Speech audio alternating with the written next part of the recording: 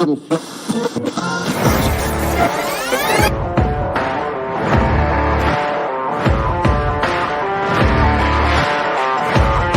great, but being different for the sake of being different, I'm not a big fan of, right? If you just want to be different for the sake of technology, increased, I would hide behind it. And you start to hear some of their challenges, and yes, because it speaks to the core of who you are and what drives you forward. Because what makes you different is what drives you.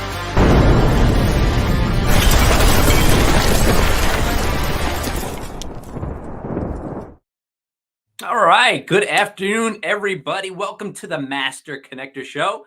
I'm your co-host, Rob Genovese, and my co-host, Steve Spiro, will be on in just a second. But I want to welcome you all.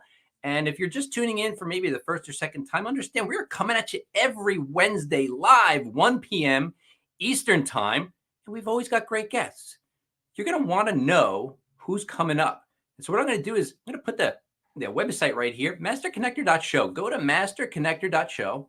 And see all the future shows we have coming up. Steve is always great at getting amazing guests. People who are going to share their experiences, share their expertise, share their skill sets to help you become better at what you do, to excel. You know, we're big on creating community, building connections. In fact, Steve and I, we first met about 26 years ago. Two former shy guys, two introverts, who got into networking, and I'll say I was clueless. I would never say that about Steve. But look, you know, everybody's got a journey. Everybody's got a journey. And, you know, it took me quite a while to get into a place where I was comfortable and even confident talking to a lot of people. I couldn't even talk to you if you were a high school friend and I saw you in the store. In fact, that actually happened. I ran the other way because I was so terrified of talking to people. I couldn't do it. So it took me a long time to be able to get to do that. And, you know, today I'm a brand builder. And I help people build brands. And, you know, it's going to tie right into our guest today because she's amazing. She's going to teach you some good stuff. So I'm going to introduce her in a couple minutes. But I want to bring on the master connector himself, Mr. Steve Spiro. What's up, Steve? Robbie G, my friend of 20 plus years. How's it going there, sir? Going great, man. Going great. Oh, man. I'm pumped to be with you and to be on the show here today. So community, make sure you get in the comments, you connect with each other. You know, this show is for you, right? And here it is, right? Let us know where you're tuning from, the city, the state, the country. All right. And because we don't know, we get a number sometimes and we don't even know who's there. And unless you're in the comments, we don't know you're here. So please acknowledge yourself in the comments. And certainly we want to hear if any questions as we kind of dig into this topic. But what's going on, friends? Steve Spiro, the Master Connector, coming at you live and direct. You know, effective communication is the cornerstone of meaningful connections, you know, transcending mere words to create genuine understanding and empathy. You know, to truly connect with others, we must go beyond surface level exchanges and engage in active listening.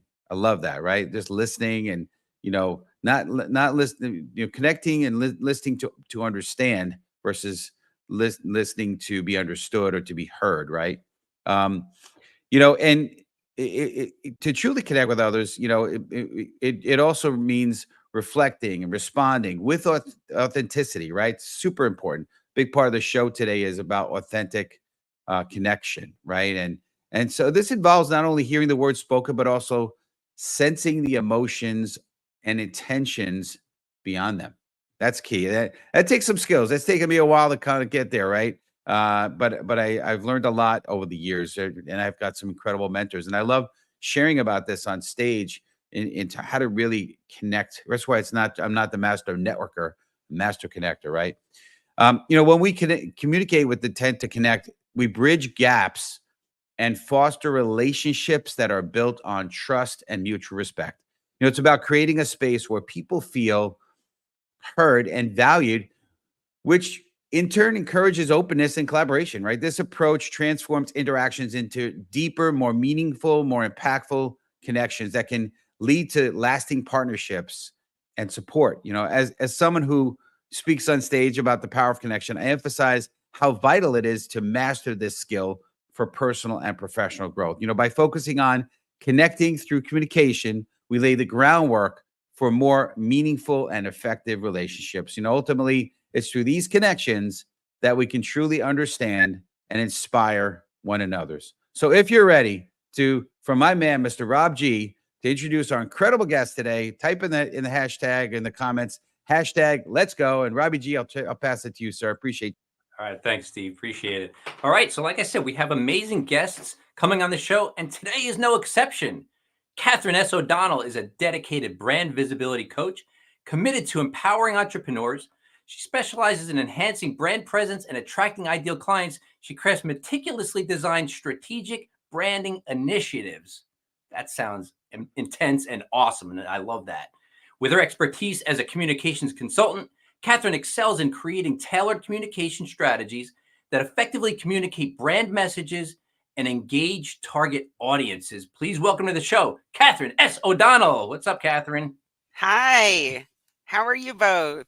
Good. Good to have you. It's great being here. Thank you so much for having me.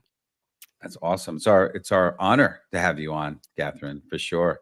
Very cool. And maybe you'll play on that piano behind you, play some tunes for us. Oh yeah, I love it. I did great. used to play when I was a kid. Oh, okay. Yeah. Good to know. Yeah. Good to know. We're a very musical family, so whether I wanted to or not, we would be playing. I love it. That's how I knew my wife was the one we were dating, and we were at somebody's house, and they had a piano, and she simply just walked over and started playing, and I was like, "Oh, that's great!" She started playing some classical piece. I was like, "Oh my gosh!" Because we don't have a musical family. There's not a person in my family that can play, sing, nothing. My mom started to pick up the guitar, and my parents had some relationship stuff, but anyway, as my mom, started learning the guitar, my dad says to her, he says, my mom says to my dad, do you want me to, play anything for you? He said, yeah. Do you know how to, can you play Far, Far Away? But I'm bummed, right? They got divorced not that long after that, but anyway. All right, let's dig into this here. I want to get in deeper. So community, type in hashtag deeper. I want to talk a little bit about what we're really kind of the meat and potatoes of this. So here's the question. How does being authentic in your communication build trust and foster deeper connections? And I'd love to hear your perspective on that. Yeah, definitely. So when people tend to be just like what we were talking about in the introduction, where we were talking about something personal for ourselves, that we make ourselves more relatable and we become more authentic so that people feel like, hey, I can relate to that person. Hey, I'm a music person. I come from a music family as well.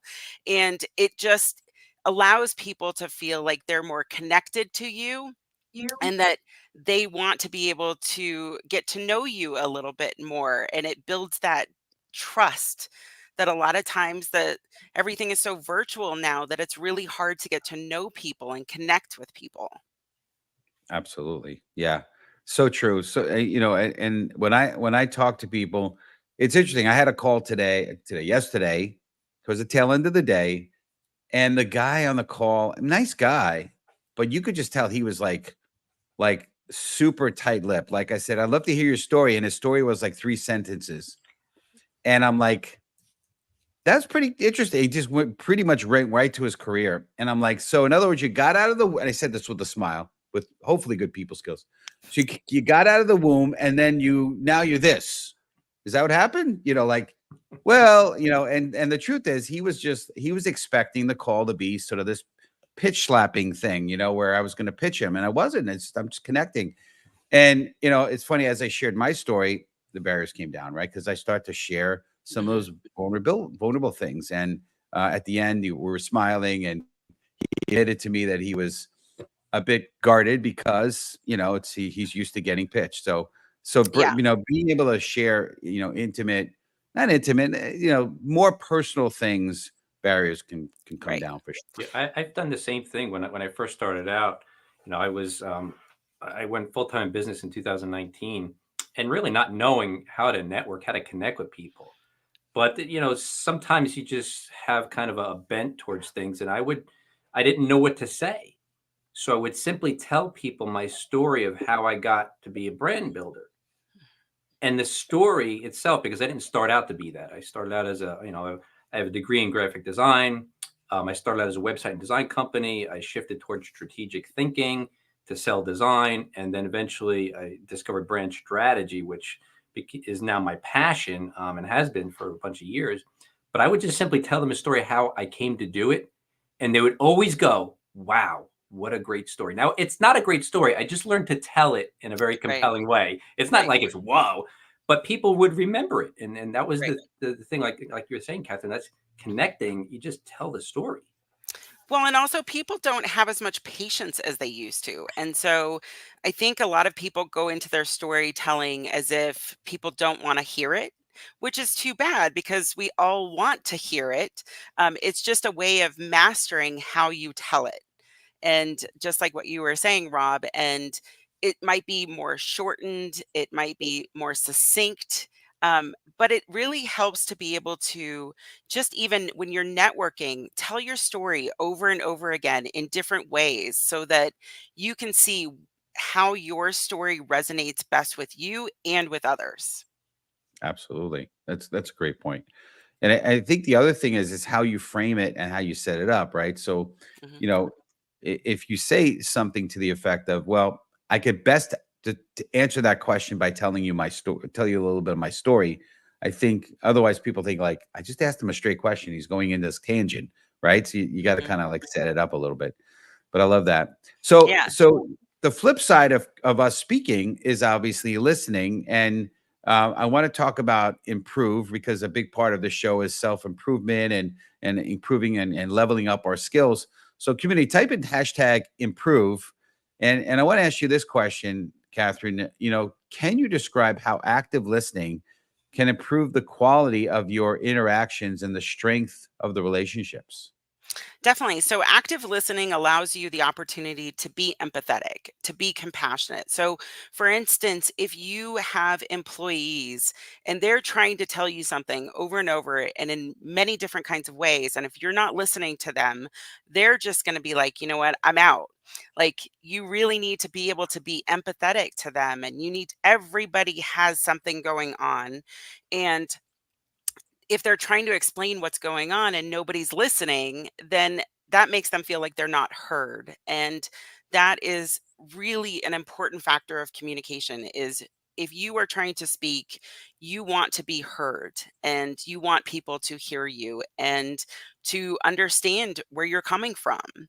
And that's a really important part of active listening. Let Yep, me ask you this, absolutely. Catherine, because what you said right there, and so look, Steve and I, like we were saying, did a lot of networking. And I've heard the pitches, I've heard the introductions, I've heard all these things, and I've seen people not get business like at all.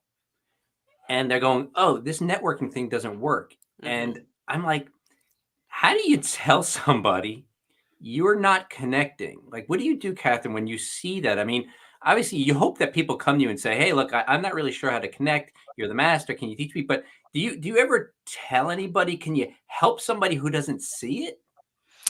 Well, there's always a really nice, soft way to be able to share information with people. And so to be able to say, hey, you know what, maybe try this tactic. Maybe that might work better if somebody's saying, hey, I'm not able to connect with people and this networking thing isn't working for me. I mean, we all are put into situations where we're not comfortable.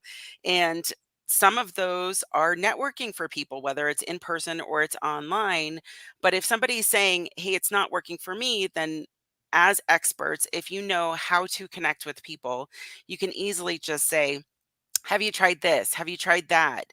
And do you feel comfortable? Because obviously, trying something and you wanting to be and feeling comfortable is how you're going to get your message across. If you're not feeling comfortable, if you are sitting in a room and you have to talk in front of thousands of people and you're not feeling comfortable with it, I mean, sure, we all can get butterflies. We can all feel um, worried or concerned right before we go on, but we have to kind of take a little bit of a leap. So there is going to be a little bit of an uncomfortable factor, but you still have to kind of be on that threshold of it's this is going to work for me, and I'm going to be able to do this. I'm going to be able to do it successfully, and offer those different types of tactics. Yep, absolutely. I also find it can be helpful, if appropriate, if you can model it for people, right? You literally, if you have a chance, if it's on the networking world, I've done this with some people. You go to a networking together, and it's funny because I remember this is, and Rob may have heard this story a while ago, but I was on a networking event with this gentleman who I was, becoming friends with, and we were there, and we went up to, there was speakers, and then afterwards we were going to mingle and network, and one of the speakers he went up to, the speaker asked him, I think first, it might have been second, but he said, "What are you doing?" About 20 minutes later, he was still talking, and uh, I had an opportunity to show him the better way to do it, which Mhm. is say like a sentence or two, turn it back to them, and be Right. that active listener. Right. Right. Um, And then also, body language too is yeah, a really important factor when you are networking. So if you are just standing there with your arms over, like you're closed in, people aren't going to want to approach you. If you've got your hands behind your back, it's the same thing. So being very open and putting your shoulders back and just, feeling more relaxed, taking a deep breath before you go in can make people feel like they can approach you more easily. Um, and then it's also eye contact is really important. Is if someone is talking to you and you're looking at somebody else, well, I mean that doesn't foster this type of connection with people. yeah, no doubt about it. I know Rob and I share the similar mentor, and we've been around some of the same circles, Hmm. and it was incredible. We were in these somebody that we respect would do what's called hold court, where it'd be a whole group of people around them listening, and it was incredible how he would have his eye fixed on one person, and it just felt like he was just nothing else existed, and it was Hmm. just pretty impressive to see that. Me, I'm not so, I'm working on that, but because I have a tendency to like, look at everyone around. But I do want to acknowledge somebody real quick, Nathan Hmm. Wilson here, on who is first time on the Hi, show. I want Nathan. to, yeah, I just want to give a little acknowledgement to him. So let's I get lived this in rolling. Boston for Yeah. Oh, there you about a go. year. Yep, it was great. It's a Great. great city. Beautiful. Great city for sure, no doubt. Fellow New Englander. Yeah. So let's talk about steps. So hashtag steps. So we're kind of getting into this a little bit, right? So what are some practical steps for an individual can take to ensure they're genuinely listening and validating others during that conversation? I know we talked about body language and any other steps that we can kind of talk about. And by the way, Nathan says hi back. It's about repeating what you've heard too. That can be really helpful so that people feel like, oh, they are listening, they do hear me. But then it's not just about that, it's about the follow-up too. So a lot of times people tend to forget about the follow-up. So if you are at a networking event, you've met somebody, you asked for their business card, follow up with them and just say, hey, it was really great to connect with you. I would love to see if there's any type of partnership opportunities. Have it as kind of a call to action, like a hello and a call to action, like let's meet up on a one-to-one or let's grab coffee. And so those types of steps really can help you not just go to an event, but it's what happens after the event that is really key. Absolutely. And Yeah. and one thing that I've learned in addition to that, and Rob, I want to hear if you have something to say as well. But it's also, you can validate and repeat back, but don't take over the conversation. So you could say something like if somebody said, about if it happened to come up with, parents are divorced, I could say, that I experienced that too. And then boom, right back to them Mhm. and ask them a question. So Right. validating, relating, but then don't take it over. Because I've seen other people do the opposite. They take one piece somebody said and then just steal the conversation and don't make it about them. Right. But yeah, for sure. Yeah. Yeah, Good, that Rob, relatability is huge. for It sure. makes them feel more comfortable actually being vulnerable to you. It Yep. makes me think of some of these really small things that help me increase my networking effectiveness. And, you guys touch on a couple of things. And, when I keep seeing your title, visibility, Coach Catherine, I think about visibility, and it's what I desired, actually. In my mind, I had this goal of I wanted to be a very highly visible person who was basically new to the circles. Mhm. And one of the things I did, number one, was you were saying about acknowledging somebody when they're talking, because nobody wants to be ignored. So like the worst Mhm. feeling in the world to be ignored. So validating, say, oh yeah, Steve, I heard your point on that. That's a really good point. I hadn't thought about it this way. And notice I use his name and I just met him. People love that, right? Use Yeah. their name right away. And all of a sudden they feel like, hey, this is a friend of mine already. Right. But Right. the biggest thing that I had to overcome, because I was the fly on the wall, I'm the observer. I Mhm. don't participate in conversations, right? That's my hard Mhm. wiring. Mhm. But one of the things I decided to do was to increase the visibility was if I was in a room and they put us in, groups, or you're in a group and somebody asks a question, my hand would shoot up Yeah. like a cannon, Right. even though I didn't have an answer formulated in my mind, Mhm. because I figured if I get a chance to speak in an authoritative way, like if I know something about that, then people are going to remember the guy who made a good point. And so, like, adrenaline kicks in because, like I said, I wouldn't have an answer. I just hear the question. I'd be like, "Oh, Right. can I just, And they'd be like, "Sure, sure. What do you got?" And adrenaline would kick in, and an answer would come out. And look, I don't advise this unless you've listened to a lot of intelligent people talk, read a lot of books, listened to a lot of things. Like Steve and I, again, we were on the similar paths, and so over the years, I've accumulated so much information that I would be able to say something. And you got to say something intelligent. You can't just say, "Yeah, cool," like say something. Yeah, Y- for sure. That's a really great point, Rob. It's also just kind of also summing up what people are talking about too.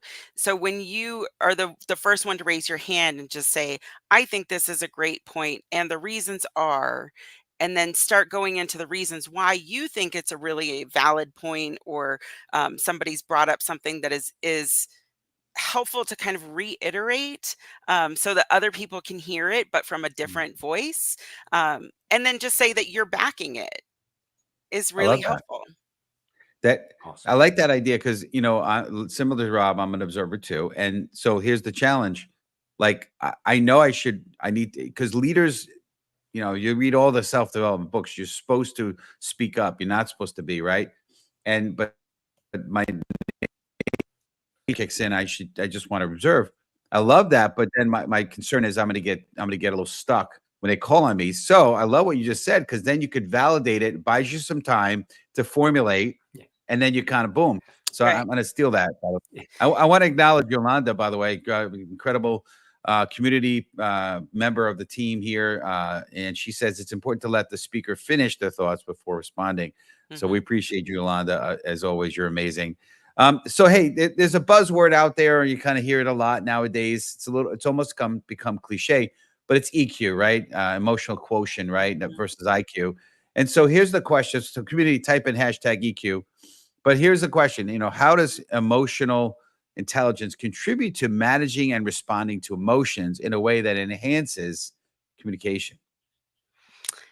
Yeah, that has a lot to do with body language and tone of voice. So, some people who are more on the emotional side, they can feel more sensitive to a tone of voice. So, I'm going to Yep. use job seekers as an example. Is they go in for an interview and somebody has a certain type of tone of voice, and they're like, you know what, I'm not going to keep trying for this job because they obviously don't like me.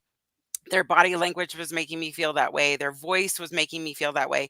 But on the other hand, it could be that they were really stressed at the time. It could be lots of different factors. So I would say if you are a job seeker, you've been in that type of scenario, don't give up, because those feelings that you might have had could have been a one-time instance, and it doesn't mean that you can't actually get the job type of thing. Right. Absolutely. That's great. All right. I want to sneak one in and we're going to wrap up here. So I want to talk a little bit about empathy and then we're going to kind of close down the show here. So hashtag empathy community, right? And we started to allude to some of this, but I mean, being empathetic versus sympathetic, right? And trying to relate to people, right? So what does the role of empathy play in creating a supportive and understanding environment through effective communication?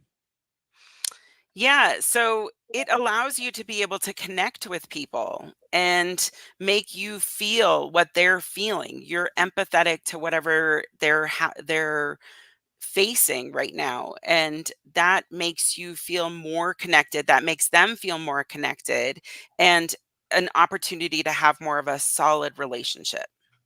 Love it. Love it. Excellent. Well, this is great. I wanna give you some opportunity. Rob, I think we want to throw something at Catherine, right? She Yeah, has yeah. something to say, Actually, right? look, audience. What Catherine does is incredibly valuable. Like I said, when I started in networking, it was actually my goal. Now I'm a brand builder. I build brands. I do brand strategy.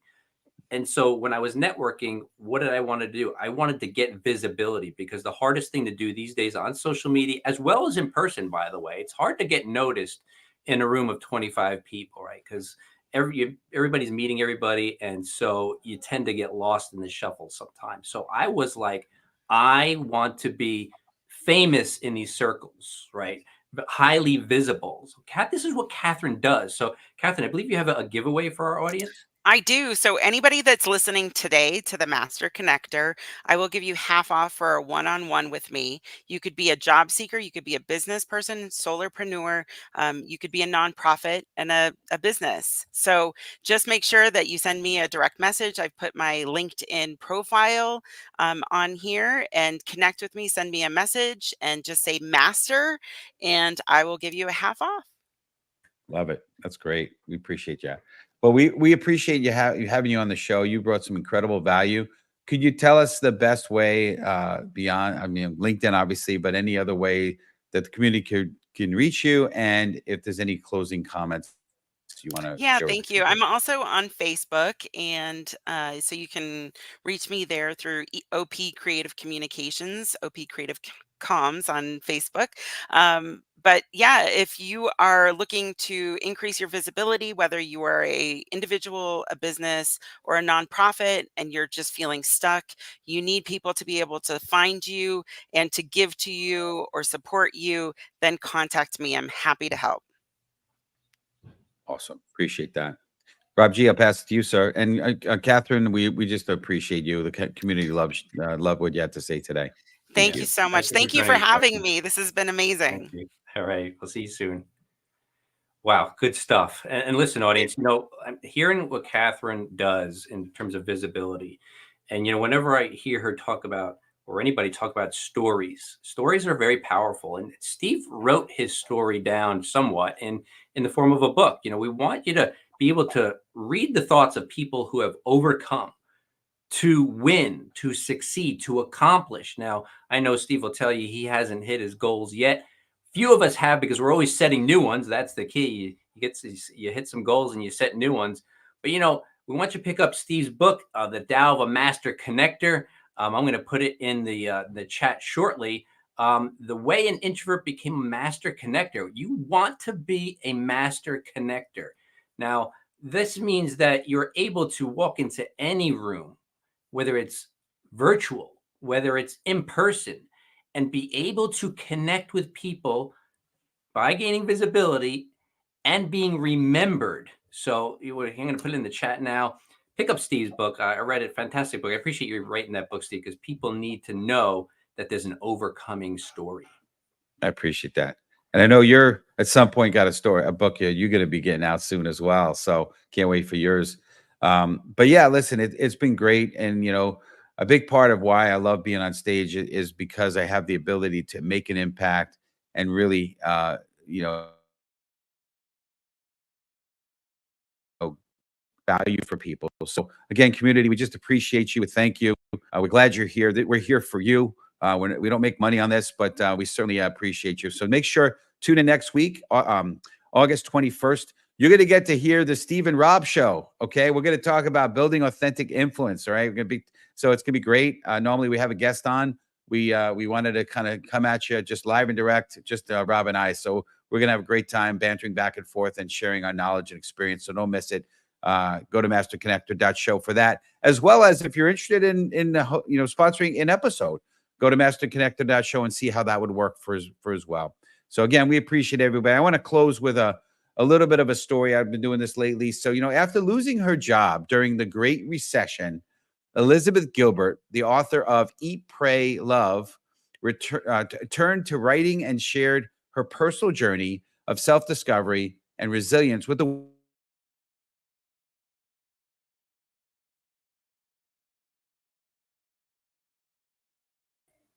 What? Technical difficulties. Please stand by. I think we lost Steve there for a second. I know he's telling a little bit of his story, but hey, that's live for you. So listen, as Steve said, tune in every single week, Wednesday at 1 p.m. Eastern time. And I'm not sure if I'm frozen here, but remember, folks. Okay, I'm back. Boy, I got all frozen out. Is that what happened? Yeah. Down to time. Remember. Yeah. Well, just remember, guys. Whatever. I don't know which part you heard of what I said, but remember to communicate, to connect. And when you do share your heart, make sure to always shine your light. See you next week. And you start to hear some of their challenges, and yes, because it speaks to the core of who you are and what drives you forward. Because what makes you different is what drives